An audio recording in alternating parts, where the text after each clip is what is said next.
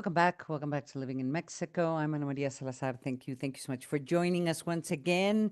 It's been a very busy month. We've been talking a lot about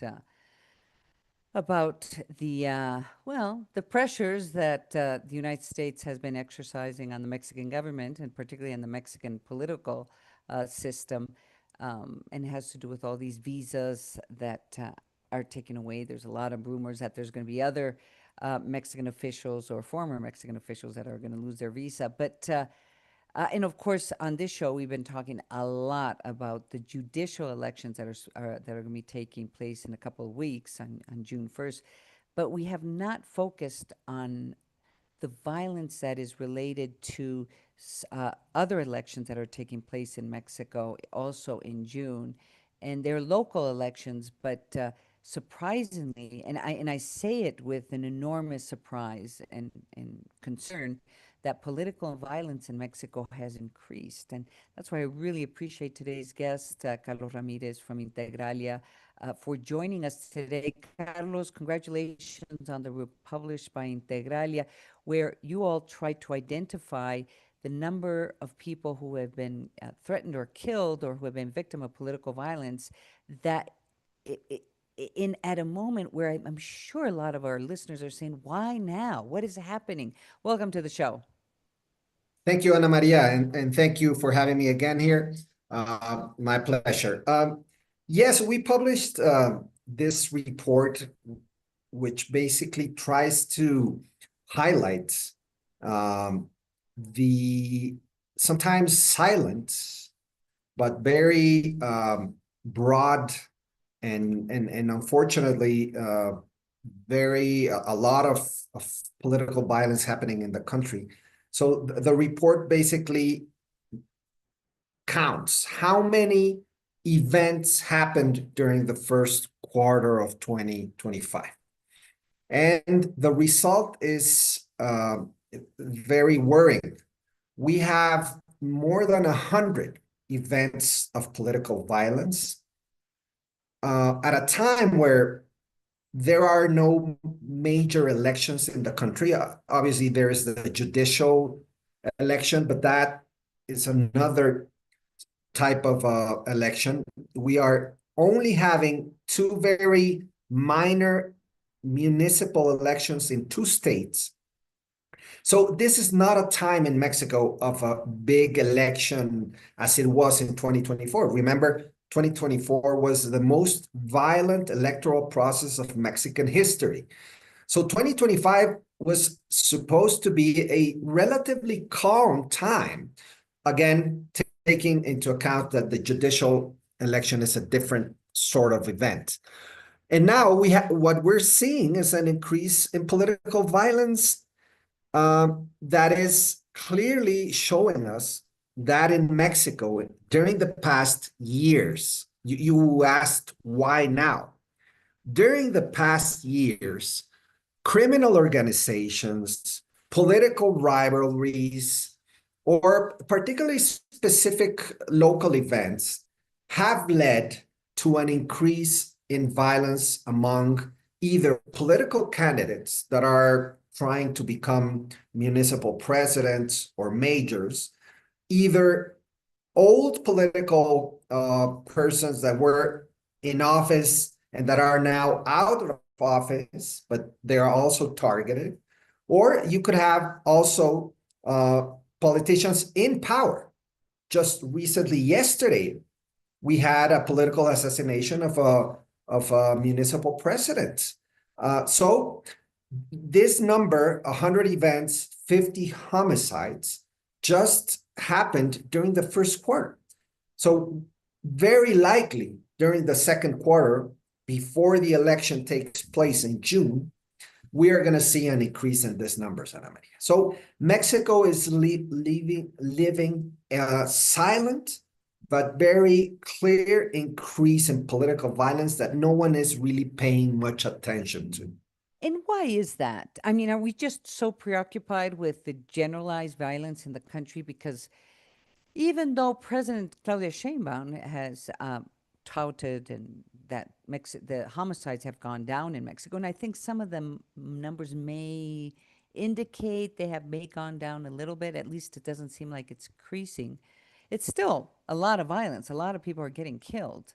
There's a lot of Yeah. gruesome murders taking place, but the focus on, the fact that they're killing candidates and government officials, I mean, mayors, right now is also a sign of something. Do these organizations, which two states have elections, right? Veracruz, which always has been pretty violent and has always had a lot of political violence, and Durango, am I correct? So Yes. why are they killing candidates? I mean, because they're actually killing candidates that are linked to the official party. So, do we know what this is about?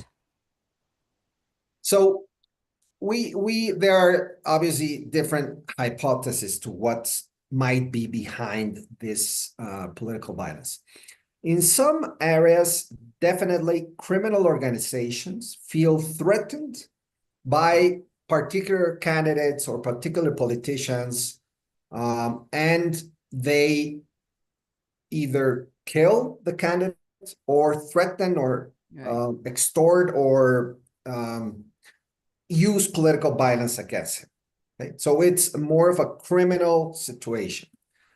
There are others events associated to criminal organizations also in which politicians might be involved with criminal organizations. Mm-hmm. So they were part of a criminal organization or they are part of a criminal organization, and for some reason they lose ground within the organization and they basically get killed. Mm-hmm. But there's also a third hypothesis in which local rivalries between different political groups Mm-hmm. might be used as an excuse because of the violence in the country, the overall violence in the country, which remains very high.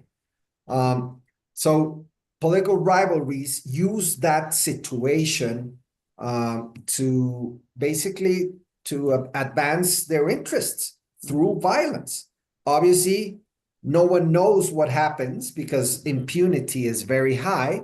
So a political rival could simply kill another political rival, and no one is going to find out who killed him, very likely.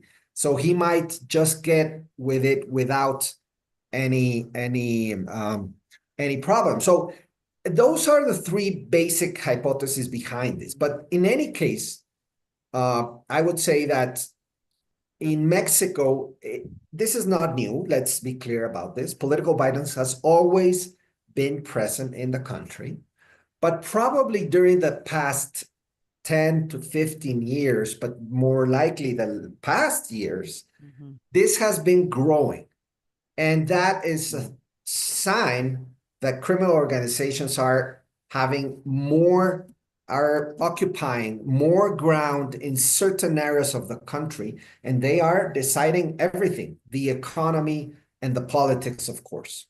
It's important. I appreciate you underlying the underlining the economy aspect of this, because these organizations are controlling where you purchase your food, where you purchase your beer, who you do business with, who does the construction, local construction. I mean, they also have a grip on the economy. One last question: Have we? And thank you so much for joining us, Carlos Ramirez from Integralia. Fast, I am running out of time. Do we have any indication that there's been violence against potential or the candidates who are running for the judicial elections? Fortunately, Ana Maria, no. Okay. We haven't in the first quarter of the year, although the political campaigns of judicial candidates started in April. Right.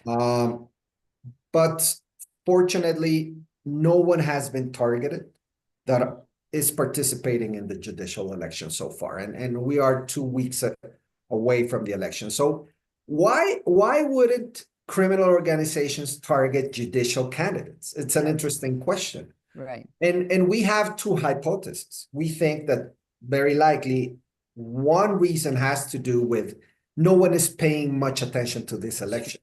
Right. We are expecting a very low turnout, and very likely that is helping to avoid violence in this election. Second, probably the influence of criminal organizations in the judicial sector will come or comes from for different reasons. Let's say a judge is elected. Well, Right. at that point is where he becomes a potential target. Right. Not before, because no one knows really who is going to win, although there are some names that are a little bit more likely to become a judge or a minister. So very likely we will see what happens after the elections, after the new judicial sector and new judicial branch comes into, let's say, functions that will happen on the 1st of September. That is where we will see how the criminal organizations settle down with this new judicial branch of Mexico. I mean, this experiment, as you have mentioned a lot, is very, very unique. No country in the world has ever done this. And this is happening at a time where political violence in the country remains very high. And of course, there's been accusations against candidates who are participating in this election Yes, yes. that they may have links directly. They may have represented some, major narco kingpins or their or these organizations, or simply they are considered to be part of these organizations for different for different reasons. So it's going to be fascinating to see how this all works out. Carlos Ramirez from Integralia, I really appreciate you joining us here on Living in Mexico. Thank you so much. Thank you, Ana Maria. Thank you for having me. Thank you. Let's go to a break. I'm Ana Maria Salazar. Thank you so much for listening and watching Living in Mexico. Don't go away. I'll be right back.